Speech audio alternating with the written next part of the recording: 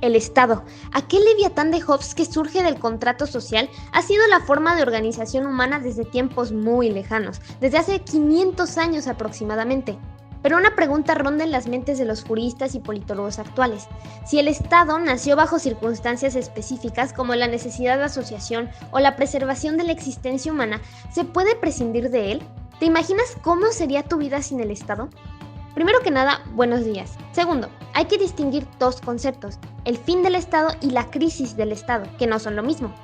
Debido a la creciente complejidad de nuestras naciones y a los diferentes focos de poder, la toma de decisiones se ha vuelto más difícil y nuestras naciones se han vuelto cada vez más ingobernables.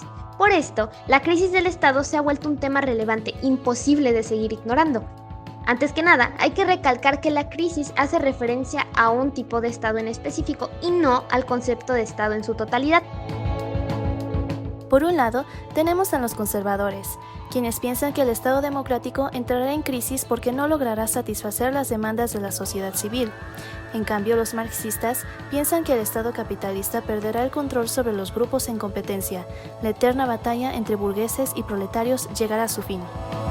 En años recientes, mucha gente ha comenzado a imaginar un nuevo Estado, un Estado que logre superar el capitalismo, al socialismo y a todas las características negativas que sus opositores les adjudican a estas dos. Ahora que tenemos claro el concepto de crisis, podemos hablar del fin del Estado.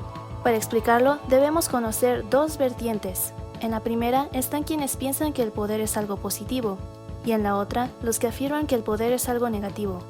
De acuerdo con el juicio positivo, el Estado favorece el progreso y desarrollo de las sociedades civiles, y por lo tanto no se desea su fin, sino su transformación hasta la utopía, es decir, el anhelado Estado universal.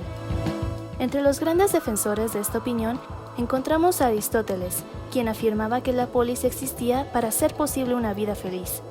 Siglos más tarde, racionalistas como Hobbes, Spinoza, Rousseau y Hegel afirmaron que un mundo sin Estado era un mundo irracional, dominado por las pasiones y los intereses personales.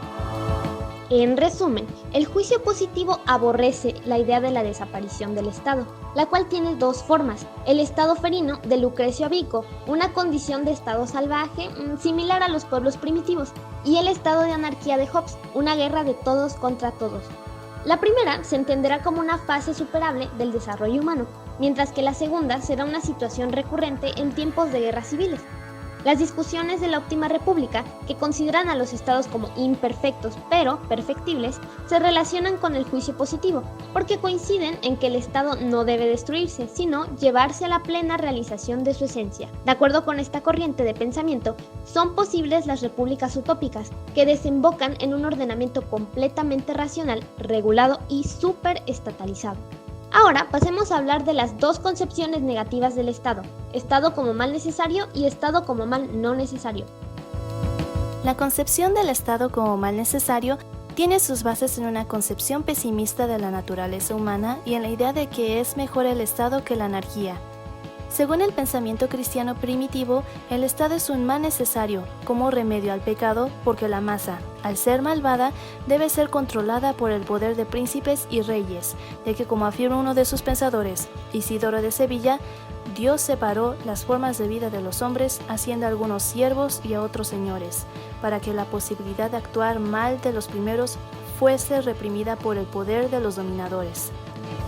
Para los pensadores cristianos, la Iglesia debe estar por encima del Estado, la cual se servirá de éste para un fin bueno. Esta misma concepción negativa del Estado está igualmente presente en la corriente del pensamiento político realista basada en una antropología pesimista. Un ejemplo de ello es la visión de Thomas Hobbes, quien afirmaba que el hombre es malo por naturaleza, y así los describió en su famosa frase: "El hombre es el lobo del hombre. Por ello debe existir el leviatán". Por su parte, siglos después, con los pensadores liberales y la formación de la sociedad del libre mercado, surge la pretensión de restringir los poderes del Estado al mínimo indispensable. Para estos, el Estado debe limitarse a ver por la defensa externa y el orden interno.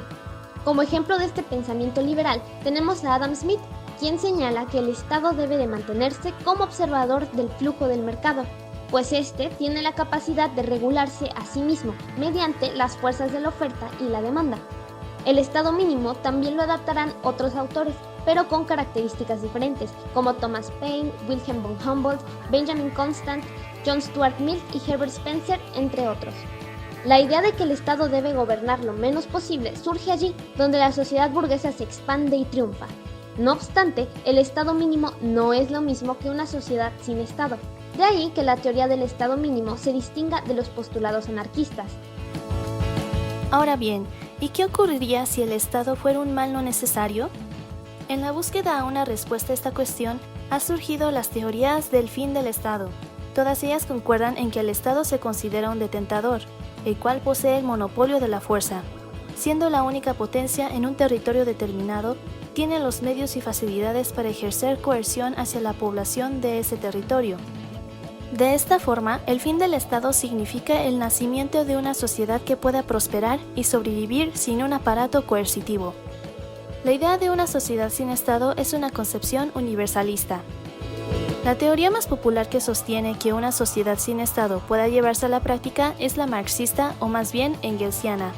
Esta teoría explica que el Estado surge de la división de la sociedad en clases contrapuestas, que a su vez se originan con la división del trabajo, con el objetivo de permitir que una clase dominante ejerza poder sobre otra. Posteriormente, cuando el poder quede en manos de la clase proletaria y termine la división de clases, se podrá prescindir del Estado. Ahora mencionaremos otras teorías de suma importancia. Por ejemplo, la sociedad cristiana sin Estado es una teoría que surge a partir de diversas sectas heréticas. Estas predicaron el regreso a las fuentes evangélicas, a la fraternidad universal y a la no violencia. Es por ello que se empeñan en desobedecer las leyes del Estado y afirman que una comunidad que pueda desarrollarse acorde a los preceptos evangélicos también prescindirá de las instituciones políticas. Por otra parte, el modelo tecnocrático del Estado, ideado por Saint-Simon, establece que la sociedad industrial debe estar protagonizada por científicos y productores y ya no por guerreros ni juristas. Esta teoría ha influenciado de manera considerable a ciertos teóricos marxistas como Bukharin. El modelo tecnocrático rescata al nuevo cristianismo, argumentando que una sociedad sin Estado necesitaría aún de ideas mesiánicas. La idea del fin del Estado ha ocasionado un gran número de movimientos y a su vez originó una corriente de pensamiento político propia y ha dado paso al anarquismo, el cual busca la liberación del humano de todo tipo de autoridad económica, política y o religiosa.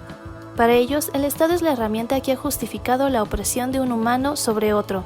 El anarquismo busca una sociedad sin leyes ni Estado, en la que exista la cooperación entre los individuos libres e iguales. A lo largo de este video, hemos visto cómo unos piensan que el Estado puede desaparecer para ser sustituido por otra organización más perfecta, y otros creen que el fin del Estado traería a una sociedad sin justicia ni orden.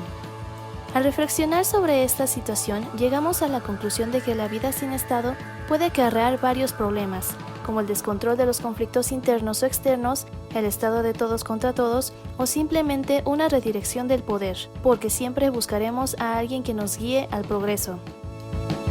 Nos interesa saber cuál es tu opinión.